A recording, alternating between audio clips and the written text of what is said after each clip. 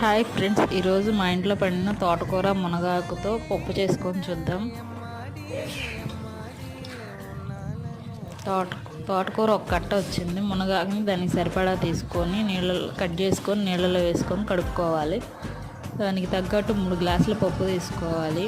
ఆ పప్పును ఒక 1 అవర్ ముందు నానబెట్టుకోవాలి. అది బాగా నానిన తర్వాత దాంట్లో కట్ చేసుకున్న మునగాకు, తోటకూర వేసుకొని పచ్చిమిర్చి, టొమాటో వేసి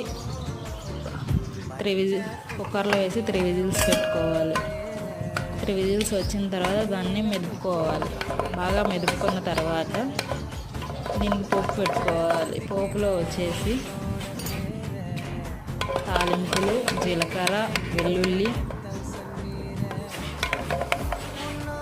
ఎండుమిర్చి, తాలింపు గింజలు, కారం వేసుకొని కలుపుకోవాలి.